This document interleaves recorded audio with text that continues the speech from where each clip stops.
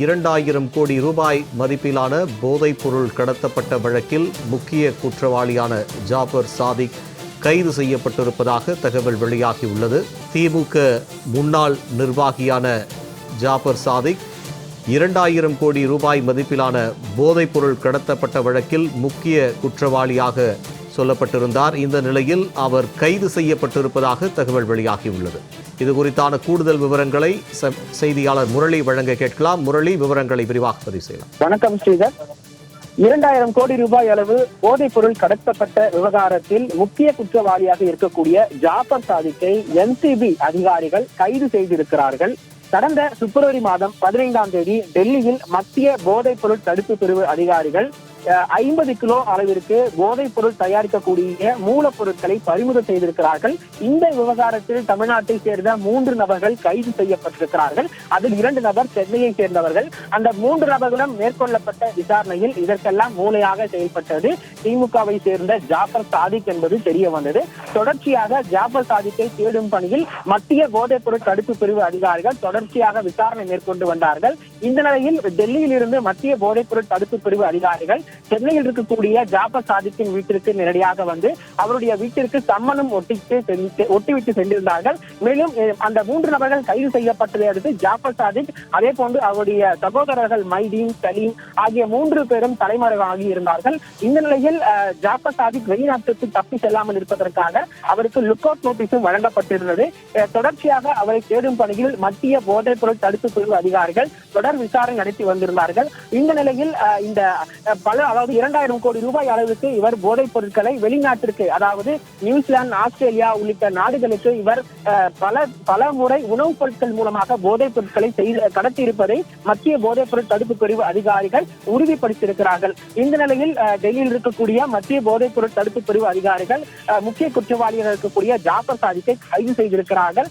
மேலும் இது தொடர்பாக இன்று மதியம் 2 மணி அளவில் டெல்லியில் இருக்கக்கூடிய மத்திய போதைப் பொருள் தடுப்பு பிரிவு அலுவலகத்தில் செய்தியாளர்கள் சந்திப்பு இருப்பதாகவும் அதிகாரிகள் தரப்பிலிருந்து தகவல்கள் தெரிவிக்கப்பட்டிருக்கிறது. ஸ்ரீதர், முரளி, கடந்த சில நாட்களாகவே இந்த ஜாபர் சாதிக் தேடப்பட்டு வந்திருந்த நிலையில் தற்போது அவர் கைது செய்யப்பட்டிருப்பதாக இந்த தகவல் கிடைத்திருக்கிறது. அவர் எங்கே கைது செய்யப்பட்டிருக்கிறார், தற்போது அவரை எங்கே கொண்டு சென்றிருக்கிறார்கள் விசாரணைக்கு? இது குறித்தான தகவலை சொல்லுங்கள். நிச்சயமாக ஸ்ரீதர், அதாவது இந்த தமிழகத்தில் இருந்து உணவுப் பொருட்கள் மூலமாக டெல்லியில் இருந்து கிட்டத்தட்ட, அதாவது உணவுப் பொருட்கள் மூலமாக போதைப் பொருட்கள் தயாரிக்கக்கூடிய மூலப்பொருட்கள், அந்த மூலப்பொருட்களை வெளிநாட்டிற்கு ஜாபர் சாதிக்கின் ஆட்கள் தான் தொடர்ச்சியாக கடத்தலில் ஈடுபட்டிருக்கிறார்கள். கடந்த பிப்ரவரி மாதம் 3 நபர்கள் கைது செய்யப்பட்டதை அடுத்து தொடர்ச்சியாக ஜாபர் சாதிக்கை போலீசார் தேடி வந்தார்கள்.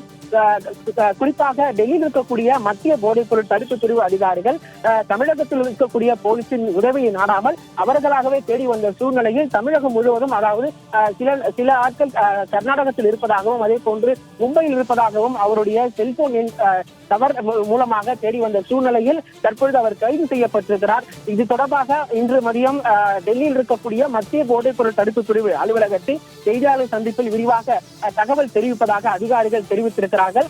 கடந்த நேற்றைய முன்தினம் சென்னை தமிழகத்தினுடைய DGP செய்தியாளர் சந்தித்திருந்தார். அதில் ஜாபர் சாதிக் DGP-யுடன் புகைப்படம், அதே போன்று தமிழக முதலமைச்சருடன் புகைப்படம் உள்ளிட்ட அமைச்சர்கள், அதாவது திமுக நிர்வாகிகளுடைய புகைப்படங்களை அனைத்தும் வைத்துக் கொண்டு இது போன்ற தவறான செயலில் ஈடுபட்டதாக தமிழக DGP ஒரு செய்தியாளர் சந்திப்பு தெரிவித்திருந்தார். ஆனால் அதன் மட்டும் இல்லாமல் திமுகவை சார்ந்த ஏற்கனவே சென்னை மேற்கு மாவட்ட அயலக துணை செயலராக இருந்து வந்திருக்கிறார். இந்த விவகாரம் திமுகவுக்கு தெரிந்தவுடன் அவரை திமுக கட்சியின் அடிப்படை உறுப்பிலிருந்து அவர்கள் நீக்கி இருக்கிறார்கள். இந்த நிலையில் தற்போது அவர் கைது செய்யப்பட்ட இடத்தை இன்னும் அதிகாரிகள் உறுதி செய்யவில்லை.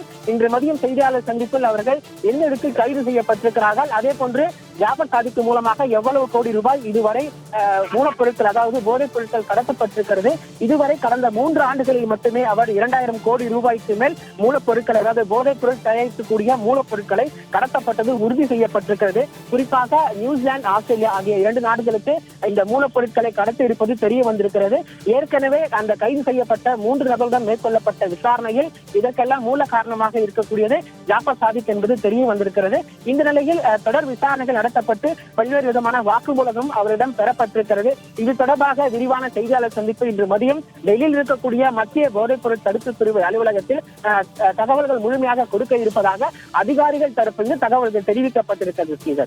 2000 கோடி ரூபாய் மதிப்பிலான போதைப்பொருள் கடத்தல் நிகழ்வு தொடர்பாக போலீசார் ஜாஃபர் சாதிக்கிடம் துருவி விசாரித்து வருகின்றனர். ராஜஸ்தான் மாநிலம் ஜெய்ப்பூரில் ஜாஃபர் சாதிக் கைது செய்யப்பட்டதாகவும் 2000 கோடி ரூபாய் மதிப்பிலான போதைப்பொருள் கடத்தல் நிகழ்வு தொடர்பாக ரகசிய இடத்தில் வைத்து ஜாஃபர் சாதிக்கிடம் தொடர் விசாரணையானது மேற்கொள்ளப்பட்டு வருகிறது. இது பற்றிய கூடுதல் தகவலுடன் இணைகிறார் எமது செய்தியாளர் முரளி. வணக்கம் முரளி. ஜாஃபர் சாதிக்கிடம் மேற்கொள்ளப்படக்கூடிய விசாரணை தகவல்கள் என்ன, விரிவாக பதிவு செய்யலாம்? வணக்கம். அதாவது திமுகவின் முன்னாள் நிர்வாகியும் திரையுலகிற்கு தயாரிப்பாளராக இருக்கக்கூடிய ஜாஃபர் சாதிக்கை என்சிபி அதிகாரிகள் ஜோத்பூரில் வைத்து கைது செய்திருக்கிறார்கள். அதாவது கடந்த பிப்ரவரி 15ஆம் தேதி 2000 கோடி ரூபாய் அளவிற்கு போதைப் பொருட்கள் கடத்தப்பட்ட விவகாரத்தில் தமிழகத்தைச் சேர்ந்த 3 நபர்களை டெல்லியில் மத்திய போதைப் பொருள் தடுப்பு பிரிவு அதிகாரிகள் கைது செய்திருந்தார்கள். இந்த கைதை அடுத்து அவர்களிடம் மேற்கொள்ளப்பட்ட விசாரணையில் கடந்த 3 ஆண்டுகளாக உணவுப் பொருட்கள் மூலமாக ஆஸ்திரேலியா, நியூசிலாந்து உள்ளிட்ட நாடுகளுக்கு போதைப் பொருள் கடத்தப்பட்டது தெரிய வந்திருக்கிறது. இதுவரை அவர்கள் 2000 கோடி ரூபாய்க்கு மேல் இந்த போதைப் பொருட்கள் மூலமாக சம்பாதித்ததும் இந்த விசாரணையில் தெரிய வந்தது. இதற்கெல்லாம் மூல காரணமாக இருக்கக்கூடியவர் ஜாஃபர் சாதிக் என்பது தெரிய வந்தது. இவர் சென்னை திமுகவின் மேற்கு மாவட்ட அயலக அணி பிரிவில் துணைத் தலைவராக இருந்து வந்துள்ளார். இந்த விவகாரம் தெரிந்தவுடன் திமுக கட்சி பொறுப்பில் இருக்கக்கூடிய நபர்கள் உடனடியாக அவரை அடிப்படை உறுப்பினரிலிருந்து நீக்கி இருக்கிறார்கள். மேலும் இது தொடர்ச்சியாக என்சிபி அதிகாரிகள் ஜாஃபர் சாதிக்கை தேடி வந்தார்கள். 3 நபர்கள் கைது செய்யப்பட்டதை அடுத்து ஜாஃபர் சாதிக், அதே போன்று அவருடைய சகோதரர்கள் மைதீன், சலீம் ஆகிய 3 நபர்களும் குடும்பமாக தலைமறைவாகி இருக்கிறார்கள். தொடர்ச்சியாக அவரை தேடும் பணியில் என்சிபி அதிகாரிகள் இருந்தக்கூடிய சூழ்நிலையில் கடந்த 2 நாட்களுக்கு முன்னதாகவே அவரை கைது செய்யப்பட்டதாக தற்பொழுது தகவல் வெளியாகி இருக்கிறது. அது மட்டும் இல்லாமல் இவர் எந்தெந்த நாடுகளுக்கு போதைப் பொருட்களை சப்ளை செய்திருக்கிறார் என்பது தொடர்பாக ரகசிய இடத்தில் வைத்து விசாரணை மேற்கொண்டதாக அதிகாரிகள் தரப்பில் தகவல் தெரிவிக்கப்பட்டிருக்கிறது. குறிப்பாக ஆஸ்திரேலியா, நியூசிலாந்து உள்ளிட்ட இடத்தில் இருக்கக்கூடிய போதைப் பொருள் தடுப்பு பிரிவு அதிகாரிகள் அந்த இடத்தில் இவர் தேடப்படும் குற்றவாளியாக அறிவித்திருக்கிறார்கள். இந்த நிலையில் அவர்களும் இந்த விவகாரத்தில் ஜாஃபர் சாதிக்கை தேடி வந்திருக்கிறார்கள். இந்த நிலையில் அவர்கள் கொடுக்கப்பட்ட தகவலின் அடிப்படையில் தான் டெல்லியில் இருக்கக்கூடிய மத்திய போதைப் பொருள் தடுப்பு பிரிவு அதிகாரிகள் ஜாஃபர் சாதிக்கை தேடி வந்தார்கள். இந்த நிலையில் தொடர்ச்சியாக தலைமறைவாக இருந்த ஜாஃபர் சாதிக்கை நேற்று முன்தினமே கைது செய்யப்பட்டதாக ஒரு தகவல் வெளியாகி இருக்கிறது. மேலும் அவரை தனி இடத்தில் வைத்து விசாரணை மேற்கொள்ளப்பட்டதாகவும் பல்வேறு கேள்விகளுக்கு அவர் பதில் அளித்ததாகவும், அது மட்டுமில்லாமல் தமிழகத்தில் திரையுலகத்தில் யார் யாருக்கும் போதைப் பொருட்களை அவர் சப்ளை செய்திருக்கிறாரா, அதே போன்று திமுக கட்சி நிர்வாகிகளுக்கு அவர் போதைப் பொருட்களை சப்ளை செய்திருக்கிறாரா என்ற பல்வேறு நெருக்கடியான கேள்விகளுக்கு அவர் பதில் அளித்ததாகவும், அந்த பதில்களை ஆடியோவாகவும் வீடியோவாகவும் மத்திய போதைப் பொருள் தடுப்பு பிரிவு அதிகாரிகள் அதனை சேகரித்து வைத்திருப்பதாகவும் ஒரு தகவல் வெளியாகி இருக்கிறது. இந்த நிலையில் இந்த விவகாரம் தொடர்பாக தற்பொழுது 2 மணி அளவில் டெல்லியில் இருக்கக்கூடிய மத்திய போதைப் பொருள் தடுப்பு பிரிவு அலுவலகத்தில் விரிவான ஒரு செய்தியாளர் சந்திப்பு நடைபெற இருப்பதாக என்சிபி அதிகாரிகள் தகவல் தெரிவித்திருக்கிறார்கள். இந்த நிலையில் தொடர்ச்சியாக தலைமறைவாக இருந்த ஜாஃபர் சாதிக்கை கைது செய்திருக்கிறார்கள்.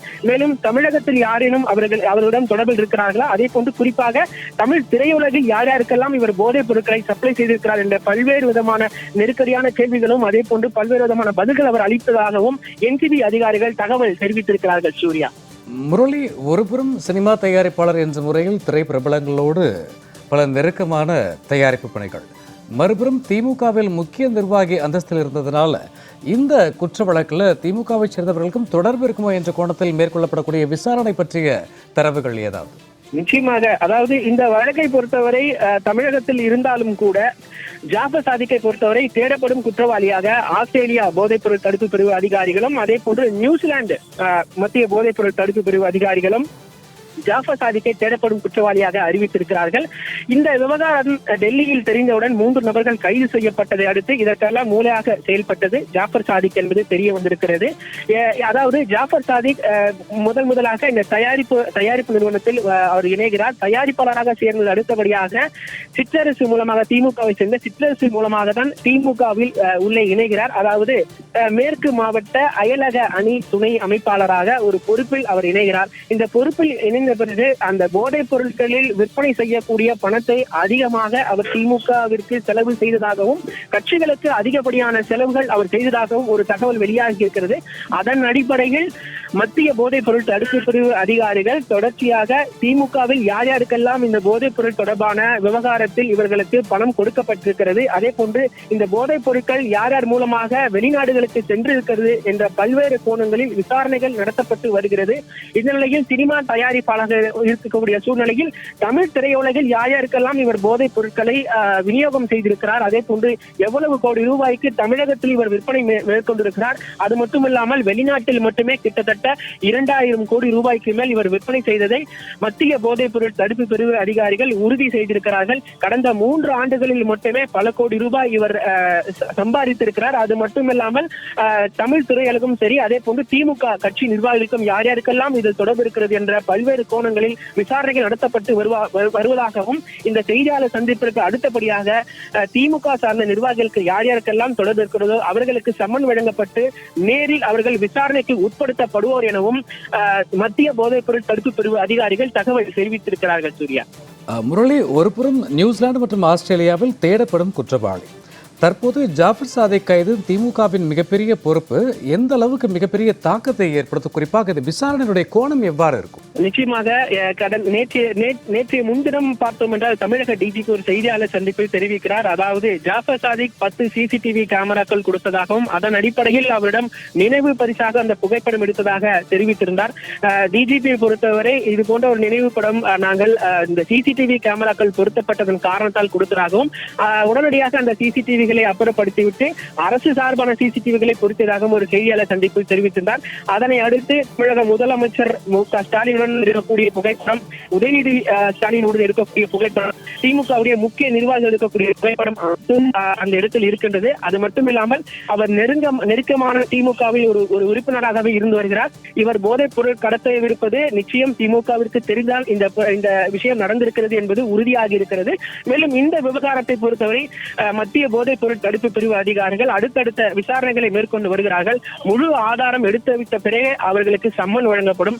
அதன் அடிப்படையில் தான் நேற்று முன்தினமே இவர் கைது செய்யப்பட்டதாக தற்பொழுது தகவல் தெரிவித்திருக்கிறார்கள். ஆனால் கைது செய்யப்பட்டதை இன்று தற்பொழுதுதான் உறுதி செய்திருக்கிறார்கள். அதாவது ஜாஃபர் சாதிக் தற்போது கைது செய்யப்பட்டதாகவும் இன்று மதியம் இது தொடர்பான விரிவான செய்தியாளர் சந்திப்பு இருப்பதாகவும் என்சிபி அதிகாரிகள் தகவல் தெரிவித்திருக்கிறார்கள். ஆனால் நமக்கு வந்த தகவல் படி நேற்று முன்தினமே கைது செய்யப்பட்டதாகவும் ரகசிய இடத்தில் வைத்து பல்வேறு விதமான கேள்விகளுக்கு அவர்கள் வீடியோ மூலமாகவும் ஆடியோ மூலமாகவும் தொடர்ச்சியாக பதிவு செய்யப்பட்டிருப்பதாகவும் அதிகாரிகள் தரப்பிலிருந்து தகவல் தெரிவிக்கப்பட்டிருக்கிறது.